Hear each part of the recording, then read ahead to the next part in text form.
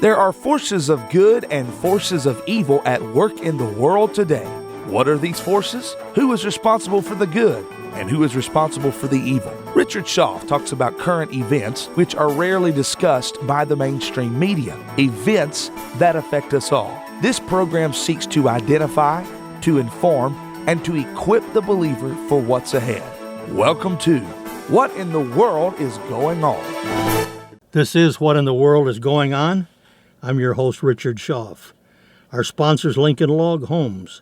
We are pro-Christian, pro-life, pro-Second Amendment, pro-American, and here by the grace of God. Something a little different, we're going to have a word from our sponsor now, Lincoln Log Homes. Did you know that you can buy a 1,000 square foot log home kit for under $13,000? That's right. If you're one of my local listeners, and that means Ford Broadcasting, you can buy Lincoln Logs at dealer cost. That's right here from Kannapolis, North Carolina. You can buy factory direct. Call me personally, 704-932-6151, 704-932-6151. I'm CEO, and I'll work with you personally. Mention this program, and I will be there. If I don't answer the phone, leave a message. Leave your number and the best time to call you. Mention this program. I'll return your call and answer your questions. Let's first look at an article I received this past week from Steve McCain. How a police state is born.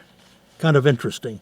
The United States and much of the Western world, by utilizing the most draconian of tactics, is plunging many nations into potential economic and societal chaos as they attempt to stem the tide of the Chinese coronavirus. Relying on dubious and error-prone projections, politicians and bureaucrats are having constitutional problems and statutorily limited in their power. They're now exercising near-dictatorial authority in their edicts, this effectively suspending or terminating numerous freedoms under the guise of protecting their respective nations. All Americans, not just those with first-hand experience from dealing with the World War II and its aftermath, or living in Eastern Europe under the boots of the Soviet Union or escaping the communist socialist hellholes of Cuba, Southeast Asia, or Venezuela, but all should view these actions with considerable trepidation. When societies lose their freedom, it's not ordinarily because autocrats or tyrants have forcibly taken away. Folks, it's usually the result of the population willingly surrendering their freedom in return for protection against an external threat. While the threat is oftentimes real, it is very oftentimes exaggerated. And this is what the United States is experiencing. The general public has been stampeded by the fear-mongering in the media into demanding action from the politicians at both the state and federal level. The politicians respond and do not pause to ask whether these actions will work. They just do something or do anything. They don't ask if the financial and societal cost to the nation is worth the unknown and perhaps nebulous return. Any student of history and human nature would recognize that these are classic symptoms of collective hysteria. And folks, hysteria is contagious. This nation is turning itself inside out as we, thanks to the media, are exaggerating the threat and not stopping to ask if the cure is worse than the disease. In times like these, it's expected that the citizenry will look to the government for guidance and assistance. When that happens in an environment of mass hysteria, then it is unsurprising that the state will take on or assume new power, as that's what they've been demanded of it. This historically has been the process which leads to the rise of authoritarianism. Over the past 4 weeks, and with little regard or legal basis, one state governor has outbid another in their dramatic responses to the coronavirus outbreak. Invariably, their actions revolve around the curtailing of individual freedom. Arrest warrants are being used for holding funeral services. Fines are being levied for not maintaining proper distance. People are being arrested for holding gatherings of over 10 people. Fines and arrests are the order of the day for reopening a business the state deems to be non-essential, and the National Guard has been called out to enforce state borders and lockdowns. Pastors have been arrested for holding worship service. And in New York City, the mayor has threatened to permanently close any church, synagogue, or mosque that violates his lockdown order. Boy, I can't wait for a good constitutional attorney to get a hold of that one. The Second Amendment is under assault as 12 states either have ordered or are contemplating ordering all gun stores and realtors closed, thus depriving millions of their right to buy guns. Neighbors and ordinary citizens in the best tradition of the Soviet Union and Communist China are being encouraged to inform the authorities on their neighbors if anyone they know is not adhering to the state lockdown rules. Stores deemed essential by the state are being told what in their inventory they can currently sell and what they can't sell. Congress, faced with the task of mitigating the economic plight of the citizenry, chooses instead to expand the federal government's power and influence over the private sector through a massive and bloated $2.2 trillion spending package. Additionally, the politicians in both parties and the media are clamoring for President Trump to declare a nationwide quarantine, nationalize industries, mobilize the military, and in essence declare martial law. President Trump, in contrast to the media's portrayal of him, has not succumbed to their overtures, as he's among a few political leaders in the nation that respects the freedoms enumerated in our Constitution. But his power over the individual state governors or Congress is limited. The defenders of these authoritarian tactics say that these extreme measures are necessary in order to save hundreds of thousands of lives. But is that just a fig leaf to permanently transform our society? It's not to say that the coronavirus is not a serious health issue, and steps are going to have to be taken to protect the most vulnerable sector of the population. The elderly with significant medical conditions. The number of people infected with the virus over the past 30 days continues to rise as the nation has dramatically expanded the testing. The coronavirus started in China in early December of 2019. In the subsequent next 4 months, the virus has spread to 170 countries and many thousands of deaths. In its 244-year history, the United States has weathered 7 of the worst pandemics in world history without hysteria, and loss of liberty and freedom. All indications reveal that the coronavirus will be considerable less life-threatening than many of the previous pandemics.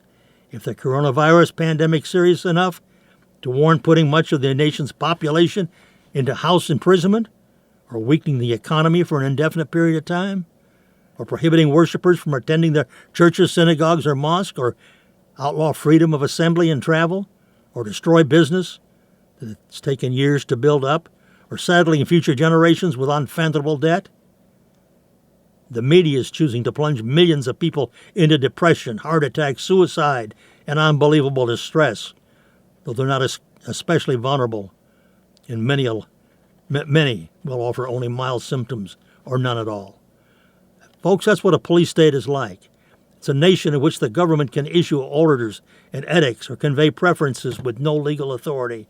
Yet it appears the majority of the American people are willing to sacrifice their freedoms and way of life in order to empower such a potential police state in the guise of conquering a pandemic. Governments never give up power once attained. They only seek to normalize it. And now they've got it in their toolbox, the knowledge that the citizenry will meekly acquiesce to any national emergency being declared, an existential crisis which requires government to unconstitutionally impose its will on the people. You watch it happen. They'll make sure that it happens. And they're setting it up right here, even in North Carolina. A follow-up report came to me from John Whitehead. He points out pretty much what he's going to cover by the title. He shows how a slippery slope goes from hand washing to house arrest. Everything can be taken from a man but one thing, the last of the human freedoms, to choose one's attitude in any given set of circumstances, is to choose one's own way. A quote from Viktor Frankl. Folks, we still have some choices. Just because we're fighting an unseen enemy in the form of a virus doesn't mean we have to relinquish every shred of our humanity, every common sense, or our freedoms to a nanny state, and think that to do it we'll get a better job or it'll keep us safe till we get on the other side? Whatever we get up willingly now, whether it's basic human decency, the ability to manage our private affairs, the right to have a say in how the government navigates this crisis, or the few rights still left to us that haven't been disemboweled in the recent years by the power-hungry police state, one won't get those back easily once this crisis is past. It'll be hard to get it back, folks. The government never cedes power willingly, but neither should we. Every day brings a drastic new set of restrictions by government bodies. Most have been delivered by way of executive order. We get them from the state, from the local, the federal level, and they're all eager to flex their muscles for the so-called good of the populace. This is where we run the risk of this whole fly-by-night operation going completely off the rails. It's one thing to attempt to experiment in social distancing in order to flatten the curve of this virus, because we can't afford the risk of overwhelming the hospitals and exposing the most vulnerable in the nation to unavoidable loss of life scenarios. However, there is a fine line between strongly worded suggestions for citizens to voluntarily stay at home and strong armed house arrest orders with penalties in place for noncompliance.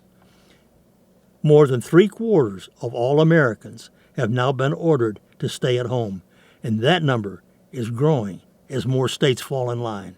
Schools are canceling physical classes, many for the remainder of the academic year. Many of the states have banned gatherings of more than 10 people. At least 3 states, Nevada, North Carolina, North Carolina, folks, and Pennsylvania, have ordered non-essential businesses to close.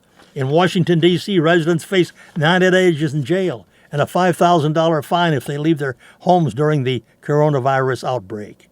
Residents of Maryland, Hawaii, and Washington State also risk severe penalties of up to a year in prison and a $5,000 fine for violating the stay-at-home orders.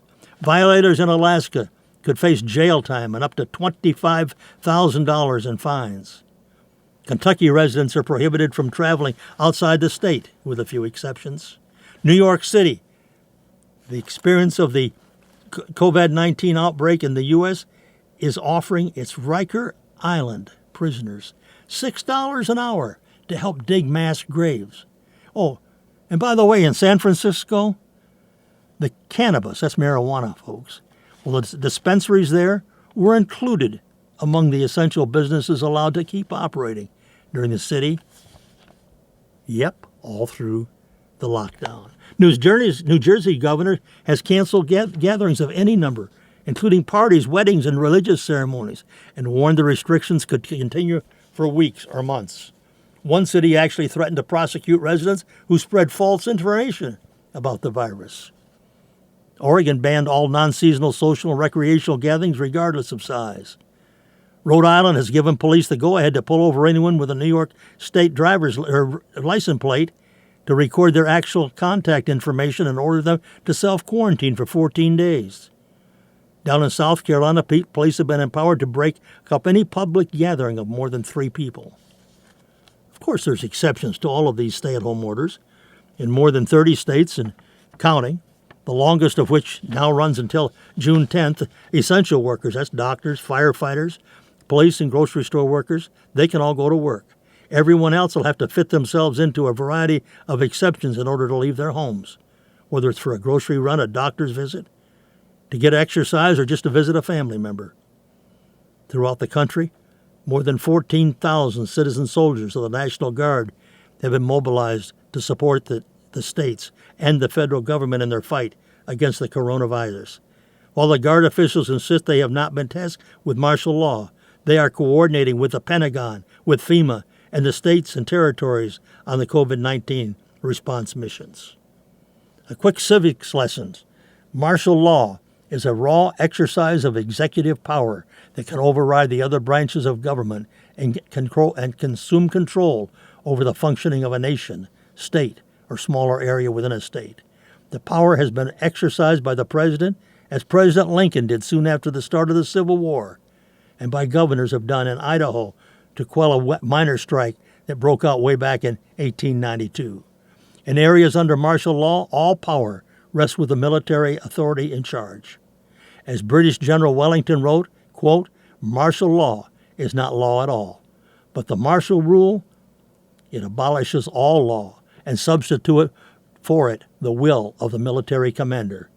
Military personnel are not bound by constitutional restrictions requiring a warrant and may enter and search homes without one. No judicial authorization or oversight is needed. Indeed, civil courts would no longer be functioning to hear citizens' complaints or to enforce their constitutional rights." Thus far, we've not breached the Constitution's crisis point. Martial law has yet to be overtly imposed, although an argument could be made to the contrary, given the militarized nature of the American police state. But it's just a matter of time, folks. It's all just a matter of time before all hell breaks loose. If this is not the defining point at which we cross over into all-out totalitarianism, then it is a minimum test to see how easily we will personally surrender. Curiously enough, although Americans have been generally compliant with the government's suggestions and orders, with a few notable exceptions, there's been a small groundswell of resistance within parts of the religious community over whether churches, synagogues, and other religious institutions that hold worship service should be exempt from statewide bans or mass gatherings.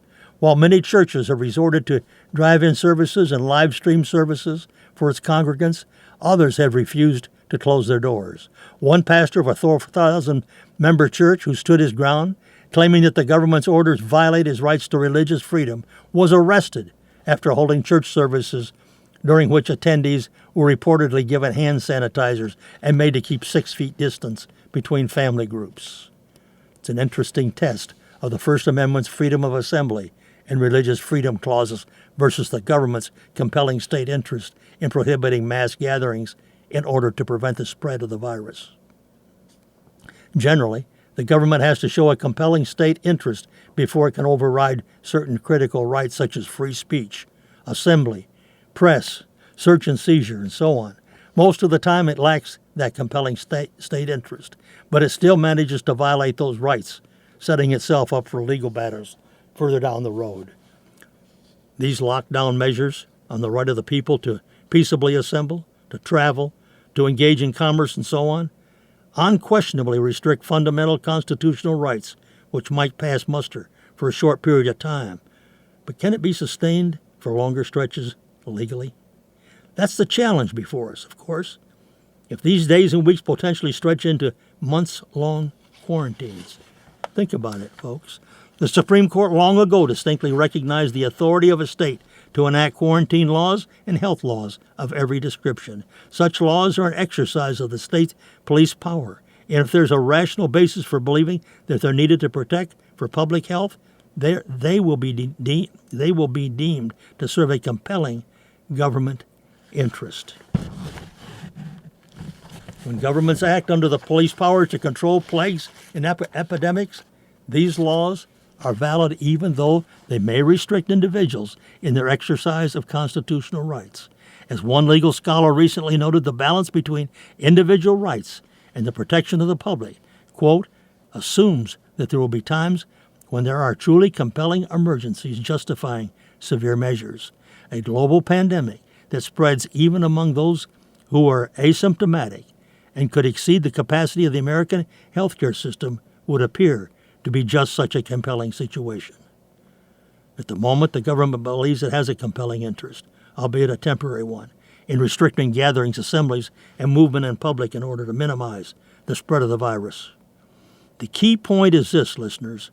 While we may tolerate these restrictions on our liberties in the short term, we should never fail to be on guard, lest these one-time constraints become a slippery slope to a total lockdown mindset.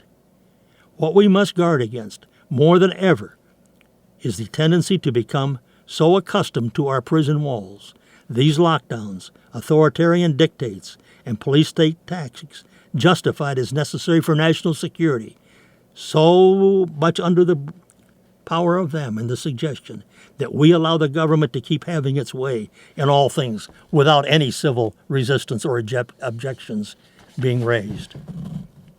Travel too far down that slippery slope, and there will be no turning back.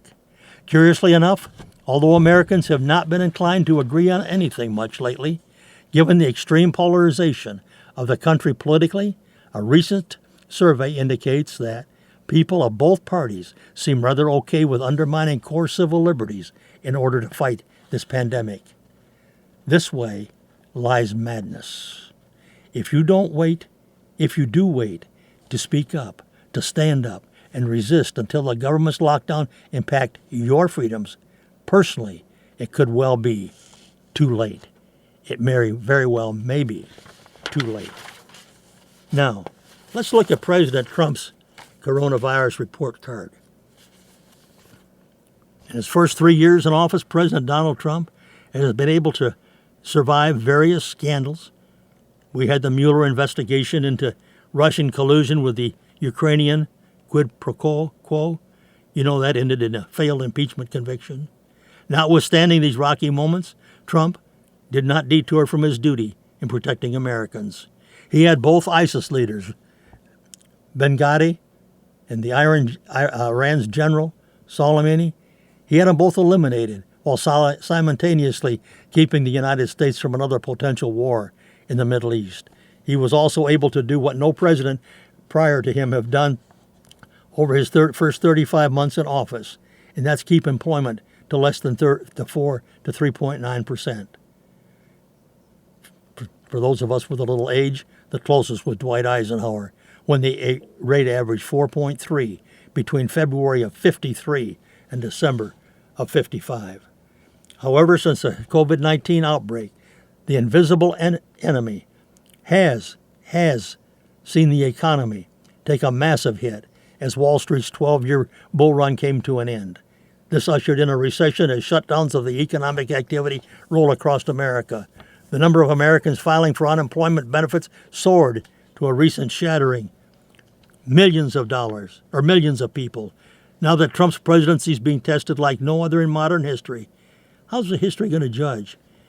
How are they going to think he handled the coronavirus pandemic, especially since he's been criticized by the usual suspects for mishandling the situation?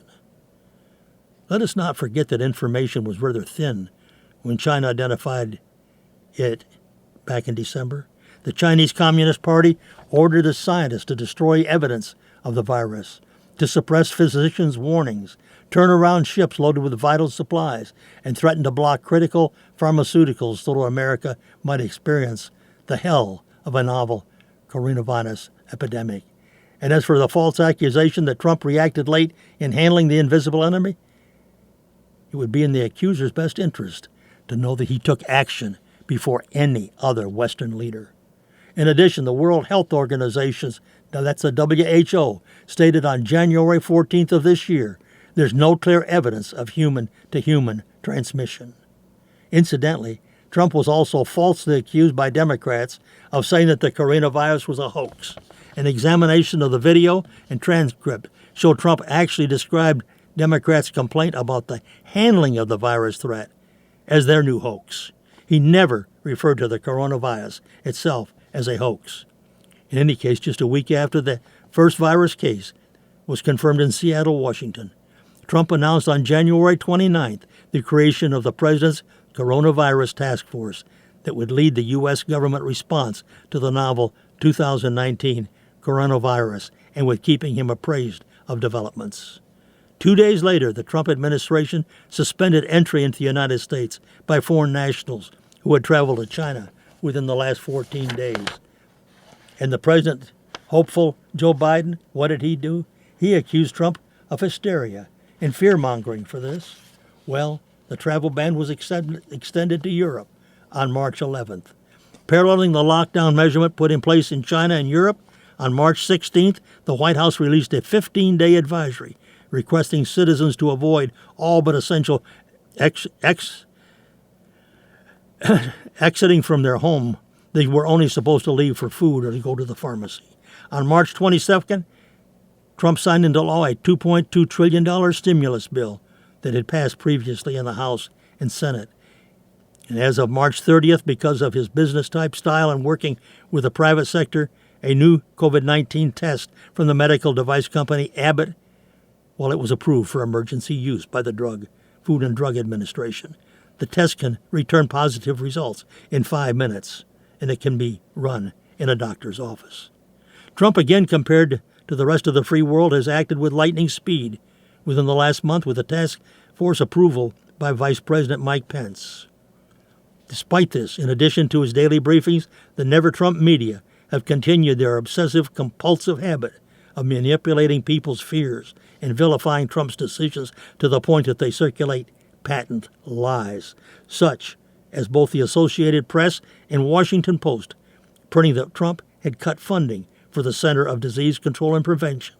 That was a lie, folks, and they both had to correct that story. How will Trump be judged, especially by Americans at the ballot box this coming November? It's still rather early, but President Trump's overall approval rating has gone up by about 5% in the most recent Gallup poll. For only the second time in his presidency, Gallup found more Americans approving him, 49%, than disapproving, 45%. Some 60% gave him positive reviews for his handling of the pandemic. As Bruce Thorenson stated, by this point, at least half of American voters have become used to the media and Dems crying wolf. Many voters, no doubt, will see these tactics as a despicable search for partisan advantage at a time when the whole country faces a serious health crisis. What they see in the news nearly every day is Trump's attention focused on resolving the crisis and instituting policies to soften the economic blow. You see it if you turn your television on. It's covered on most channels. Certainly, it's covered on Fox. Do you think Trump is going to betray us after the corona? Lloyd Marcus had some interesting thoughts on it. He noted that some people are stunned that government using computer models to protect high coronavirus deaths has many Americans willing to gift the Democrats and the fake news media their lifelong dream of ending the U.S. Constitution.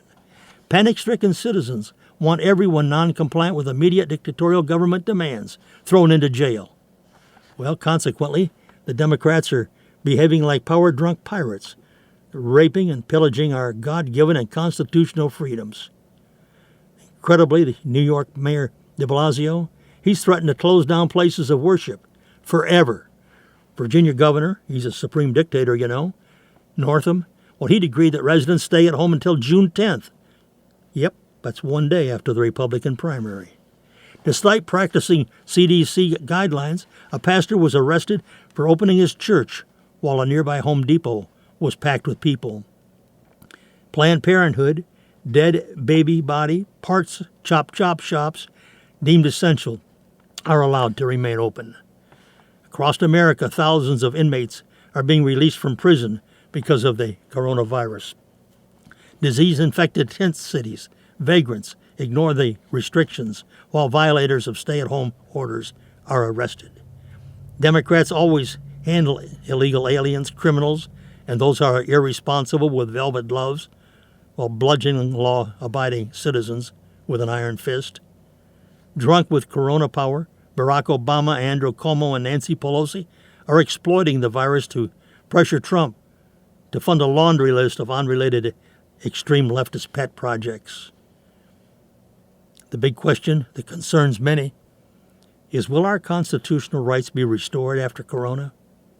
Will the Democrat deep state, evil genie, be put back in the bottle? Will President Trump betray us by rubber stamping the deep state's illegal, extreme power grab as the new normal? I think not. Trump's not one of them. Really, folks, he's not. He's one of us. Candidate Trump was a non-ideological Mr. Smith goes to Washington kind of guy, expecting bipartisan support to do whatever is best for America and we the people. His agenda hasn't changed, good listeners. President Trump will fight to restore our God-given constitutional rights. We need to pray for him for this. Like you, I don't enjoy hearing that America will not reopen before April 30th. However, I understand the situation. Fear is a powerful thing. Due to 24/7 reporting, fake news media pretty much holds the emotions of millions of Americans in the palm of their sleazy, evil, anti-Trump hands. Wisely, Trump is allowing another month for Americans to become fed up with house arrest and realize that computer models are not gospel and the sky is not falling. We are Americans. We overcome everything, and God is with us. We are on God's side. Pray for our president. Pray for our republic. Pray for our individual steadfastness. Goodbye until next week.